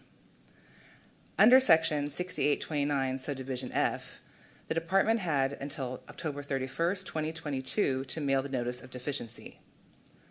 Appellant's opening brief states that the date upon which Roadrunner ceased business operations was July 10, 2019, and the reply brief states that date to be June 19, 2019. Appellant's opening brief, page 3, Appellant's reply brief, page 2, line 4. Neither brief includes evidence outside of Appellant's statement to support that contention, that Roadrunner ceased doing business in June. To the contrary, the evidence demonstrates that the department did not obtain actual knowledge of the closure until July 10, 2019. Therefore, the notice of dual determination that was issued September 30, 2022, Exhibit D, is timely under Section 6829. The second issue is whether appellant is liable as a responsible person for the unpaid tax, interest, and penalties of Roadrunner for the period of October 1, 2018 through June 30, 2019. Appellant is liable as a responsible person pursuant to Section 6829 for the unpaid liabilities of Roadrunner for the liability period. As you're aware, 4 elements must be met to impose personal liability under Section 6829. 1. The corporation's business must be terminated, dissolved, or abandoned. 2. The corporation must have collected sales tax reimbursement on its retail sales of tangible personal property, or TPP, and failed to pay it to the department. 3. The person must have been responsible for the filing of returns or the payment of sales and use tax, or under a duty to act for the corporation in complying with the sales and use tax law. And 4. The person's failure to pay the taxes due from the corporation must have been willful. As to the first element, whether the corporation's business was terminated, there is no dispute that Roadrunner ceased business operations prior to the issuance of the notice of dual determination. As to the second element, personal liability can be imposed only to the extent the corporation collected sales tax reimbursement on its sales of TPP in this state, but failed to remit the tax to the department when due. Section 6829C, Regulation 1702.5a. The evidence demonstrates that Roadrunner collected sales tax reimbursement on its sales of TPP. First, Roadrunner's sales and use tax returns for the period of 3Q18 to 2Q19 include a Line 9 deduction for the sales tax reimbursement included in its sales, Exhibit A at Exhibit 4. This was further confirmed by the Business Operations Questionnaire provided to the Department by Ms. Lozano, which indicated that Roadrunner collected sales tax reimbursement from its customers, Exhibit A at Exhibit 5.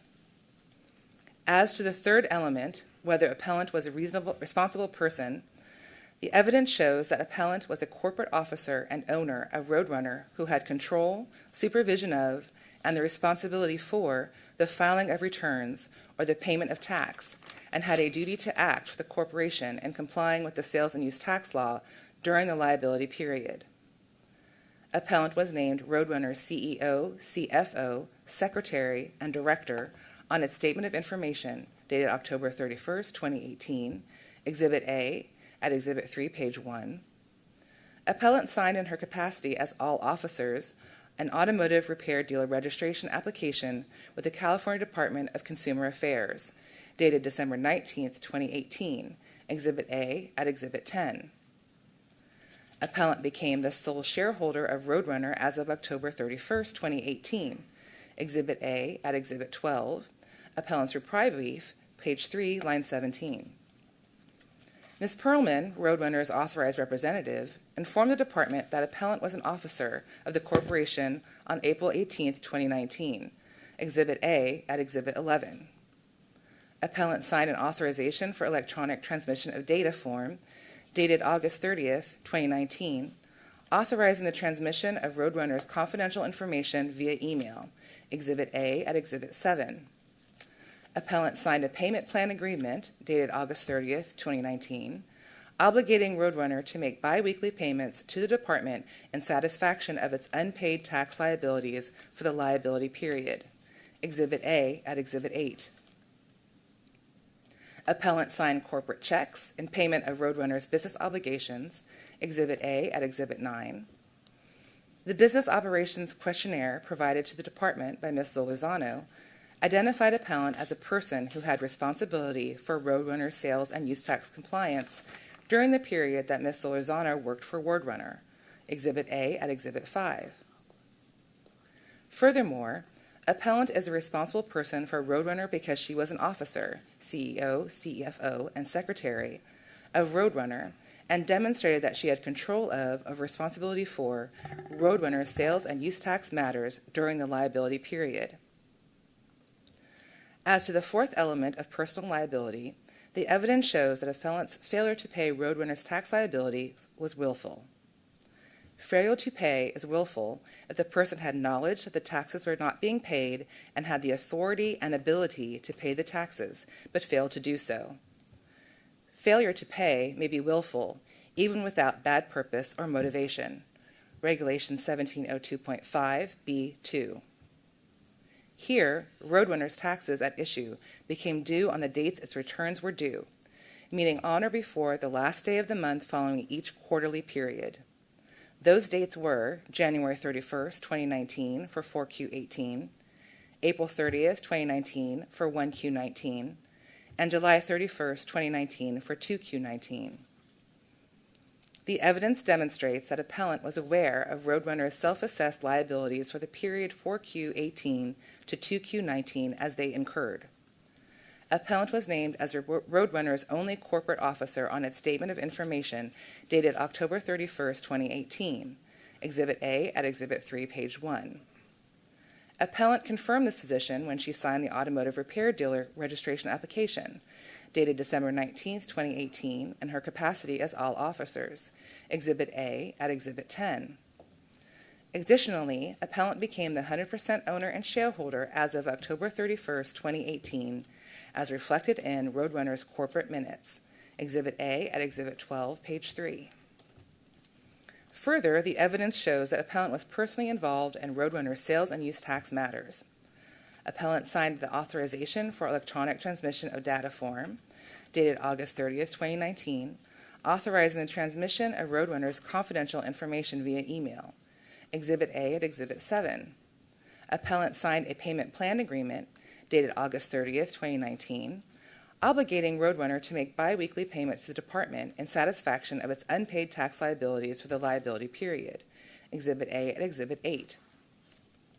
Appellant also signed corporate checks and payments of Roadrunner's business obligations, Exhibit A at Exhibit 9. Appellant knew that Roadrunner was not meeting its sales and use tax obligations and that the taxes were not being paid for the liability period. As for appellant's authority to pay taxes or cause them to be paid, beginning October 31st, 2018, appellant was the sole corporate officer and shareholder of Roadrunner, and as the CEO and CFO of Roadrunner, appellant had the authority to direct the financial affairs of the corporation, including the authority to pay taxes.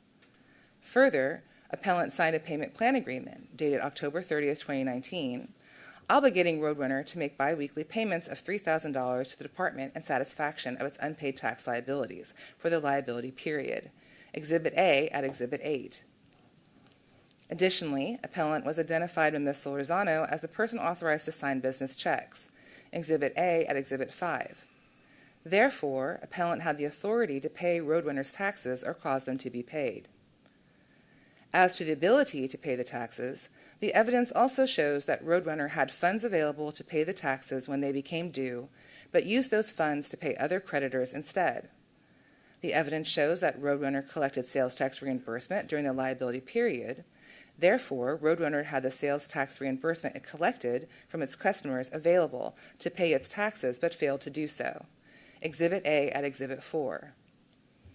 Roadrunner's 1099-K data shows that it received payments of about $574,000 from Wells Fargo Merchant Services, LLC, during 2018 and 2019, and about $329,000 from Wordplay, LLC, during 2018, Exhibit A at Exhibit 17.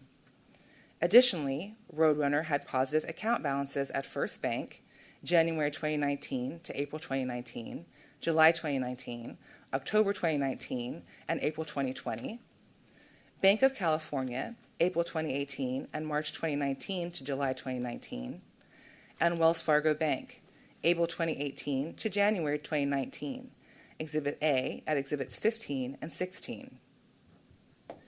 Wages were paid to employees of about $472,000 during the period 1Q18 to 4Q18, Exhibit A at Exhibit 14. Additionally, Roadrunner made payments to its landlord, totaling about $159,000 during the liability period, Exhibit A at Exhibit 13. Thus, the evidence demonstrates that there were available funds to pay Roadrunner's tax liabilities, but amounts collected from customers as tax reimbursement were used to pay other creditors. In sum, Roadrunner collected tax reimbursement throughout the liability period. Appellant was a responsible person, and appellant's failure to pay Roadrunner sales and use tax obligations was willful, meaning appellant had the actual knowledge that taxes were not being paid and had the authority and ability to pay the taxes but failed to do so. Based on all the evidence provided, the department has met its burden in each of the elements for imposing personal liability. The third issue is whether the late payment and late filing fees should be abated.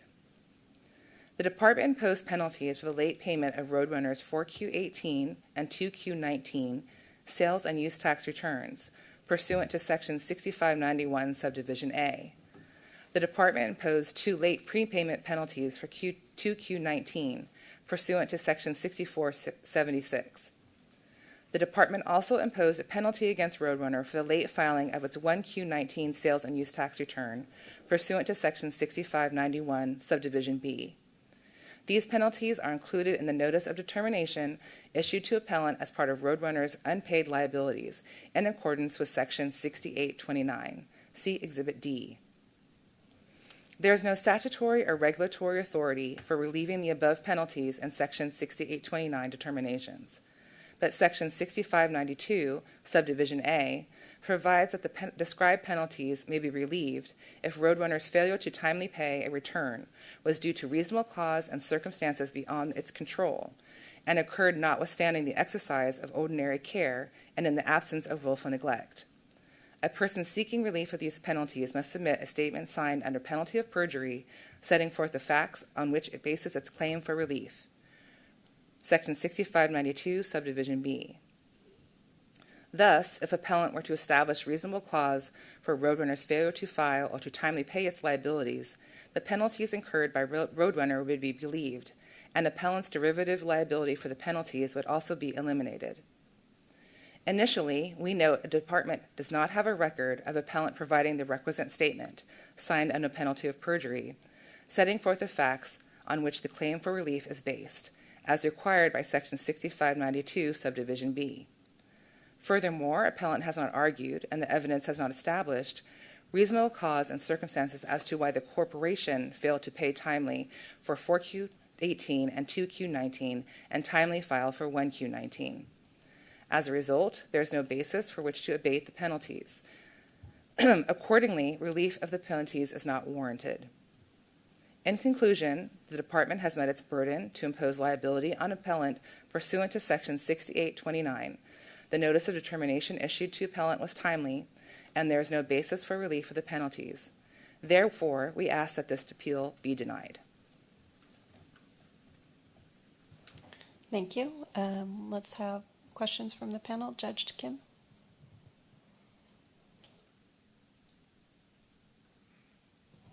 I don't have any questions at this time. Thank you. And Judge Long? Thank you. Just a few questions. What is CDTFA's position with respect to the earliest that Ms. Wiseman would have known that the liability was unpaid? Well, the April I believe, the exhibit provided today revealed that Ms. Wiseman was an 80% shareholder and the CEO prior to this liability period. I believe it was April of 2018 when Ms. Wiseman took on that position. I believe it also said that she was a co-director with Mr. Cohen at the time. So prior to the liability period. The CDTFA's position is based essentially just on she was an owner? She was an owner. She was an officer. Questionnaires sent to employee indicated that she was charged with the responsibility for reporting or sales and use tax matters. The questionnaire sent to Ms. Solorzano indicated that. And then I noticed in the decision that the decision discusses that there are three variations of Ms. Wiseman's signature. How does OTA come to the determination which one is the correct signature? We are not signature experts. However, we note when it comes to the checks, there was, again, corroboration from Ms. Solorzano in her questionnaire that appellant signed checks. There is, and then some of the evidence appellant has presented saying that it was indicated Ms. Solorzano was the signatory of the checks. We note that the declaration of Mr. Garola that was provided today provides an incorrect name, even if they were attempting to say someone else was signing the checks. They've been arguing that Ms. Solorzano signed the checks, and this declaration says Ms. Salazar. So there's discrepancy in, like, it's unclear that Mr. Garola had the requisite knowledge to provide this, because he didn't even provide a correct name for what appellants, who appellants indicated has signed the checks. I don't believe, I believe appellant acknowledged today that she may have signed herself, made an admission to signing the installment payment agreement. But we are not handwriting experts, but we rely on the other evidence indicating that appellant had check signing authority and signed checks at issue. And then with respect to the knowledge evidence referred to in the dual memorandum, is there any direct evidence other than the payment, the installment payment agreement, that Ms. Wiseman had knowledge? Is there any conversations, anything stored in your any notes? There are no additional notes besides what's provided, although the note, Ms. Wiseman did testify that the discussion with Ms. Perlman that led to the agreement being entered, we would note that the note in the record that included a discussion with Ms. Perlman in, I believe, April of 2019, also involved staff informing Ms. Perlman that there were outstanding liabilities for a prior quarter, and so while she's testified that it could have been May or June, that may be April of 2019. Right, and I understand. I have the note, the work outgoing call notes here in front of me from April 18th, 2019, and it does indicate that Ms. Wiseman is the new corporate officer, and also, and has some additional notes. Can you show me in there where it actually states that Ms. Wiseman is aware of this? There's no direct conversation, but I was just noting for the fact that that was discussed there.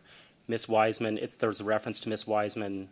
Ms. Perlman was informed of that, and I think that that's possible evidence to tie Ms. Wiseman. It's not a direct conversation with Ms. Wiseman, but we know that Ms. Perlman spoke with Ms. Wiseman about the outstanding liabilities, and that's the discussion with Ms. Perlman about outstanding liabilities is at that point.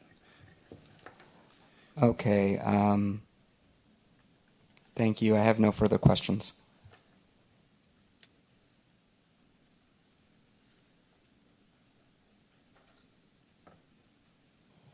I did have a question in regards to the DMV information, which is Exhibit 19 of the dual memo.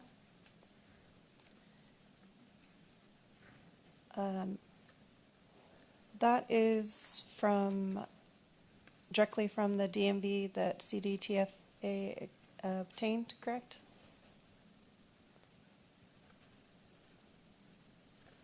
Yes. Okay, and how does the DMV know that it's Roadrunner Auto Group?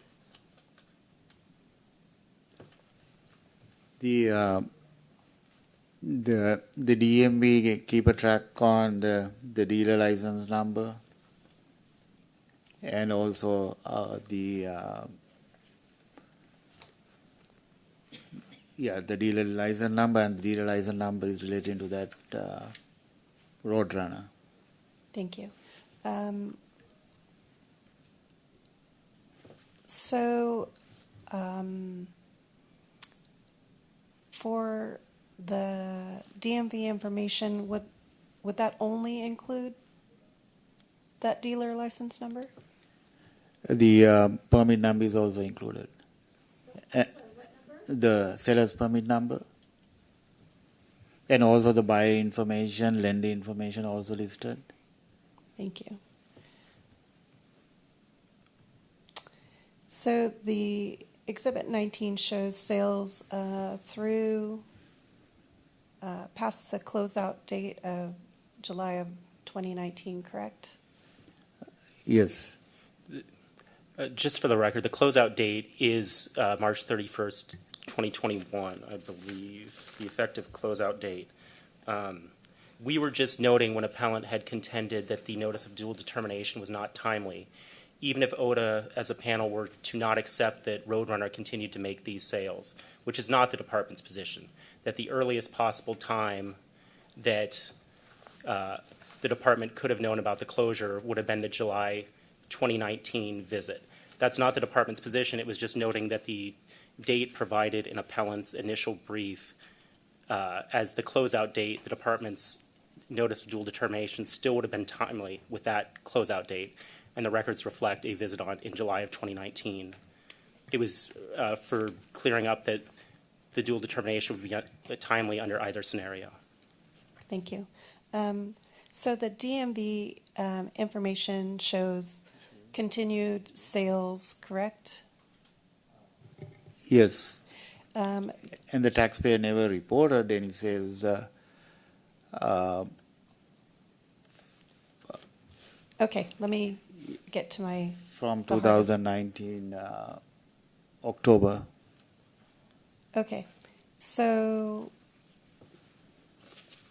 were any of the transactions from the car sales noted in the bank statements?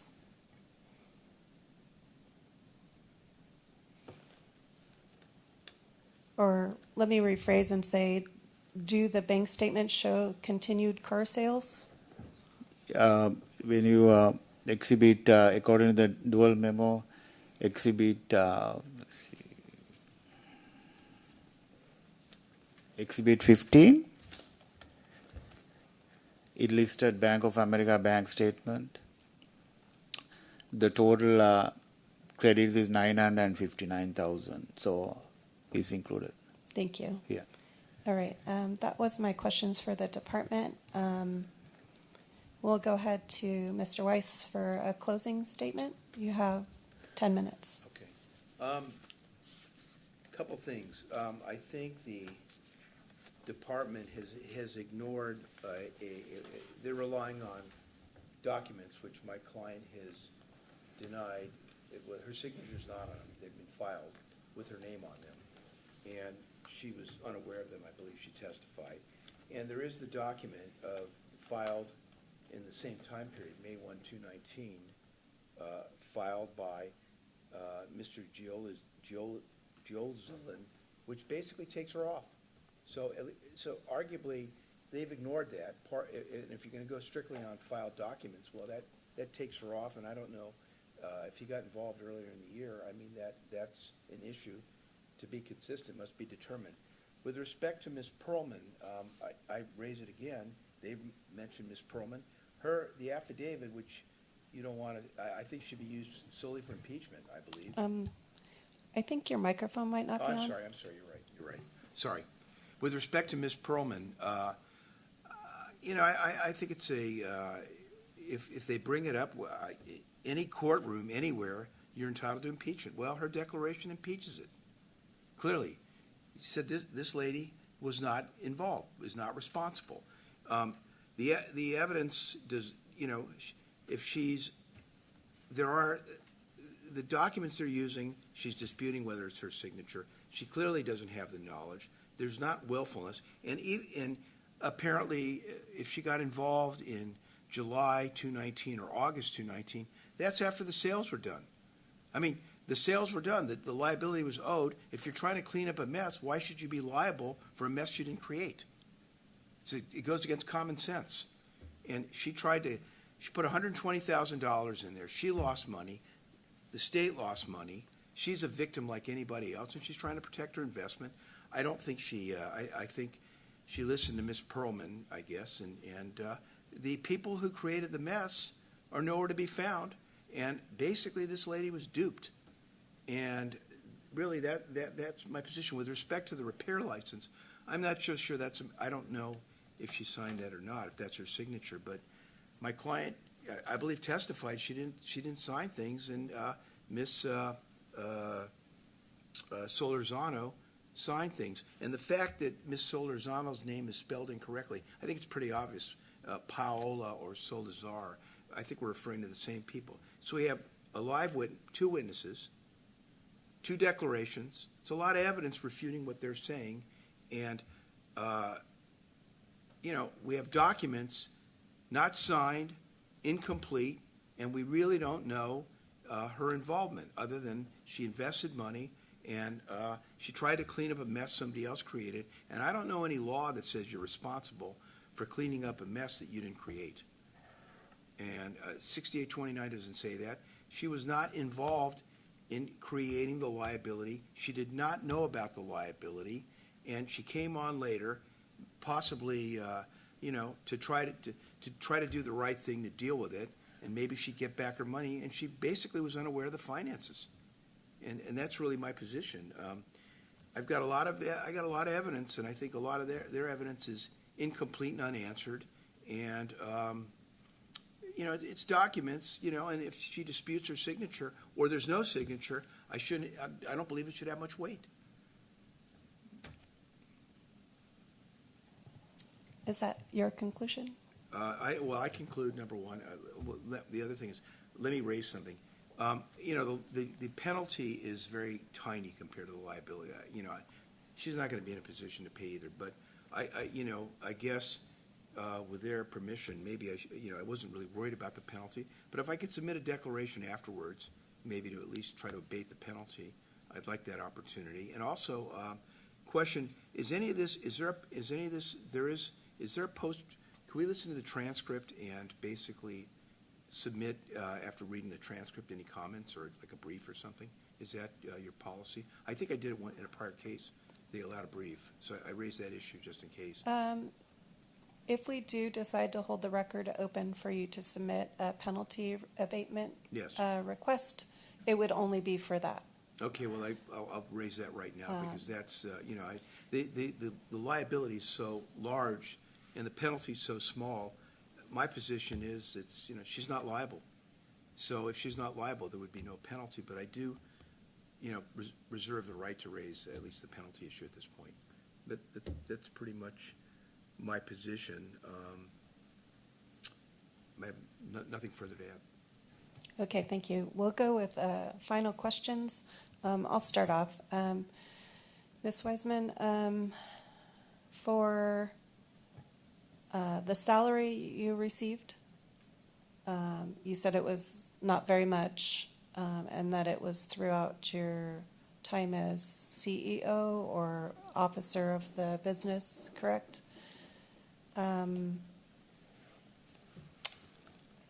Also, when you respond, please, microphone.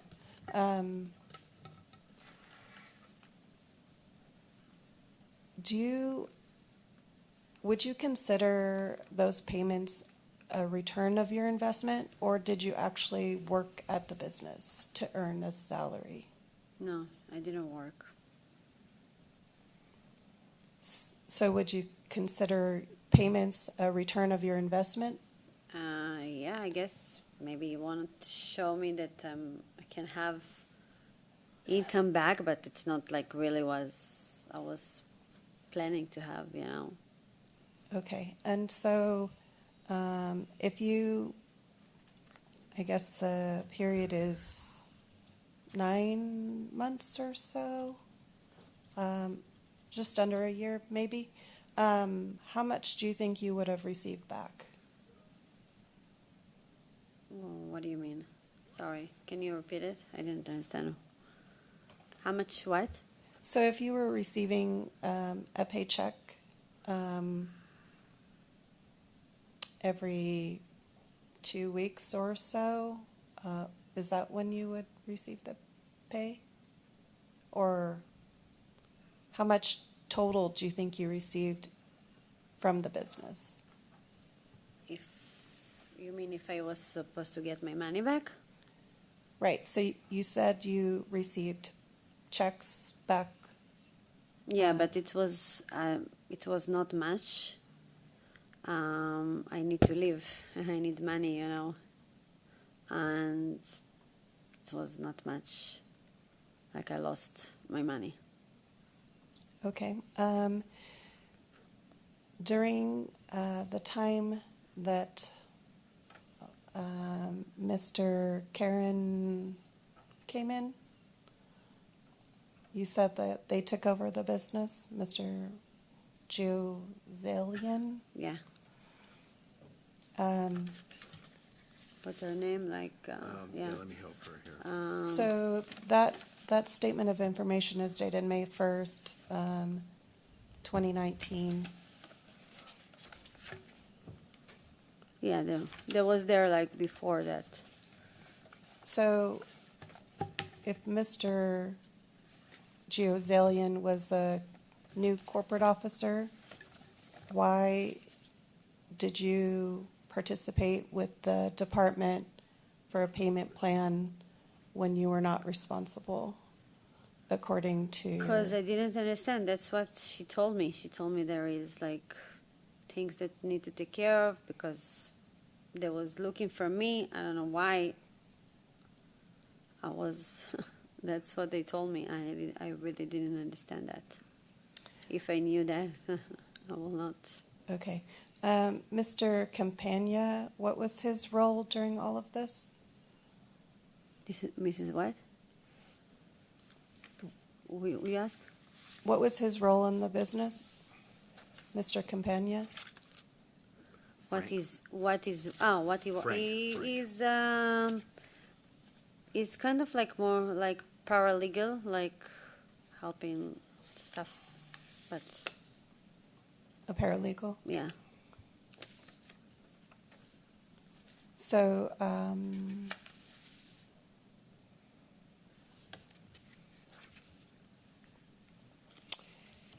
not sure if you're aware, but the department had a field visit in July of 2019, and they spoke with Mr. Campagna. Do you know, That's accurate. Mr. Capello, do you know when you took over? 2016. You took over as the corporate officer? No. Started working for that company in 2016, like a closer. Okay, so Mr.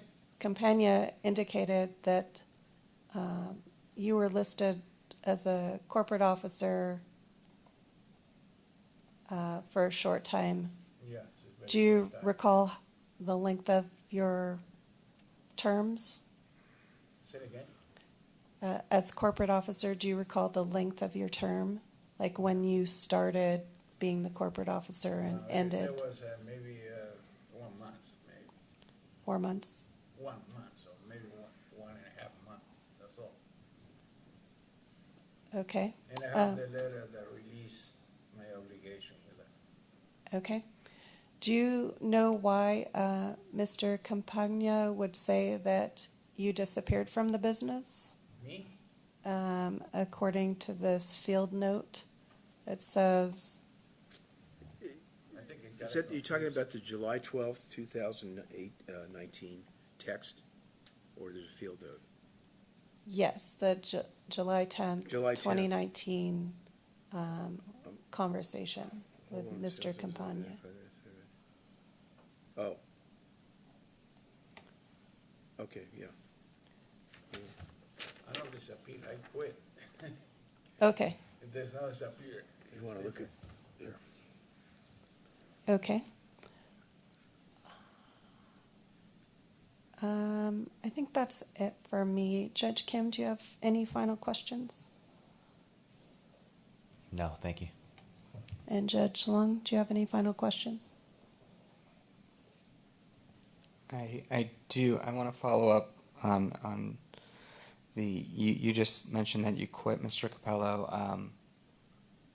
and this note's July 12th, 2019. When did you come back? Because you signed the dissolution in 2020.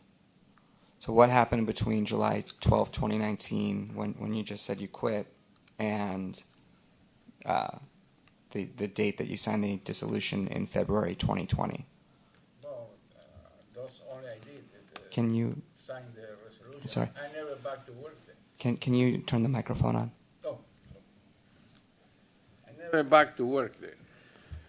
And then, respectfully, I know. why I did you have- sign the dissolution? Why? Yes. Because it's not part of my business. It was no part of the business. But you weren't working there? No. After, So how did you come to reconcile with the business that you would help them out by filing this paperwork? I quit in 2019, Yes. June or close to 2 months. Okay. Okay. After that, I have a call, right, for the attorney. He said, okay, When was that? maybe, yeah, like you say, maybe I can't remember exactly the months, but I had to sign the resignation for the corporation or whatever they did. The dissolution? Yeah. Okay, so But I wasn't working there by the time I did. then can you give me, why did they tell you you had to be the one to sign the dissolution then? No, they say that, I mean, I'm not part of the business. That's all. I never been in the part of the business like a CEO or like that. Okay. All right, thank you. I don't have any final And questions. sorry, and I have the letter, right? I have nothing to do anymore. Okay, thank you. No further questions. All right, thank you. That concludes our hearing for today. I'll go ahead and give you our final remarks. Thank you, everyone, for participating. We appreciate your testimony and being here. The panel will meet to deliberate and decide your case. We will issue a written opinion after we receive the penalty abatement. So we'll hold the record open for 30 days. Is that sufficient? Yeah, I look at the form. Off the top, if anybody can help, I could look it up. But if somebody It has is the- online. Yeah, if anybody has the It's form. 7:35. 7:35, okay. Yes. That'll save me time, that's all, thank you. Okay. So once you provide that and any your explanation for the abatement request, the department will have 30 days to provide a response, after which we'll close the briefing and the record. So once that's done, we'll issue a decision, a written opinion within 100 days. So we are off the record, and this concludes the hearings for today. Thank you. Thank you.